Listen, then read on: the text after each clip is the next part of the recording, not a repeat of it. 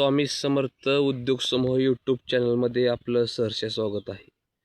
तर आज आपली चाललेली आहे भुईमुगाची पेरणी. तर भुईमुगाची पेरणी कशा प्रकारे चाललेली आहे, कोणतं व्हील्स जोडलेलं आहे आणि किती खोल बियाणं सोडलं पाहिजे हे आपण आज बघणार आहोत. कारण बियाणं किती खोल जातं ह्याच्या बी आपली उगवण क्षमता 20-30% अवलंबून असते. तर आपण आता बघू शकता व्हिडिओ चालू आहे काढण्याचं काम. इथं ट्रॅक्टर आपला पेरणी करताना थोडा थांबवलेला आहे.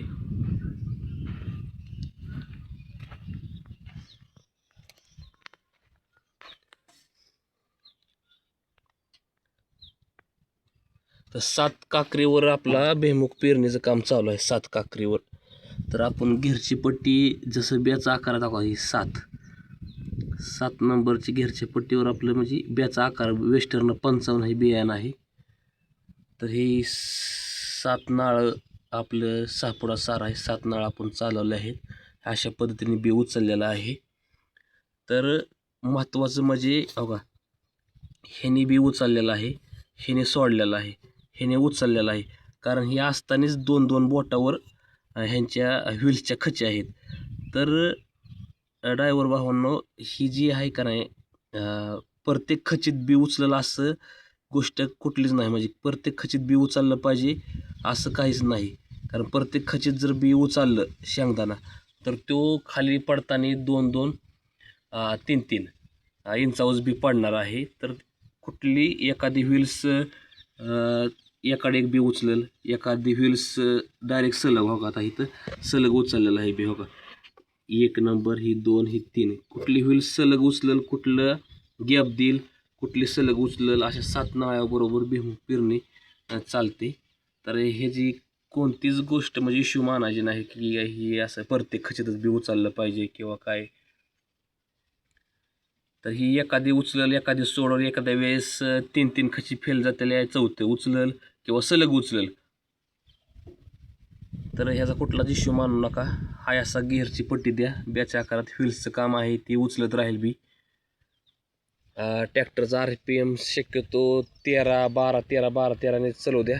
शांत, जेवढा ट्रॅक्टर स्लो चलेल तेवढं शेंगदाणा जर मोठा असला तर तो उचलायला ताण होतो. त्यामुळे जेवढी व्हील्स आपली दमाने चलेल तेवढा शेंगदाणा तो व्हीलच्या खचीत बसून पडला जातो खाली.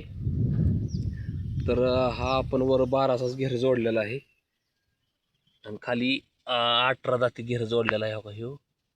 तर बी आपलं किती खोल गेलं पाहिजे. आता ह्यो माझा नाळा चालू आहे.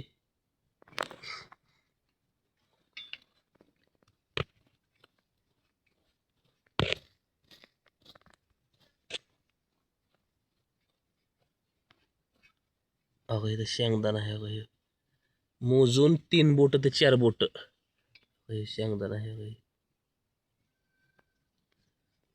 मोजून 3 बोट ते 4 बोटच आपला शेंगदाणा खाली गेला पाहिजे. म्हणजे 4 इंचावर शेंगदाणा खाली गेला पाहिजे. लय जर शेंगदाणा खोल गेला तर तो उगवू काही वेळेस ते उगवू शकत नाही. त्यामुळे शक्यतो जर बी तुमच्या साऱ्याचं मागं उघडं राहत असेल, हे जे साऱ्यात बी उघडं राहत असेल, रान एकदम स्वच्छ आहे, तर नॉर्मल टापलेन लांबवले तर चलेल. लांबवलं तर थोडं जे आपलं फण आहे ते खाली घुसून बी बरोबर त्या खचित पडून बुजलं जाईल. तर हा आपला लोढा असल्यामुळं आपली 50% आपलं काम कमी केलेलं आहे लोढाने. कुठल्या प्रकारचं बी उडत नाही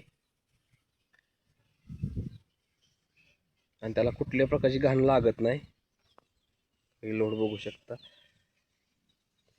तर भूमीची पेटीच अशी आहे की ती शेंगदाणा तुमचा कुठल्या प्रकारचा फोडू शकत नाही किंवा त्याचं साल काढू शकत नाही. कारण ह्या ज्या खचित नाही का ना, हे जी ही पिठीचा घेर आहे, या पिठीच्या घेरातनं जसं शेंगदाणा खाली येणार आहे, ही जसं व्हील्स खाली आला की ही व्हील्स उचलणार आहे. त्यातनं बी उचललं की तो डायरेक्ट खाली नाळ्यातनं खाली जाणार आहे. त्यामुळे त्याचा आता तुम्हाला मी शेंगदाणा दाखवते, कुठं फुटलेला दाखवतोय का शेंगदाणा.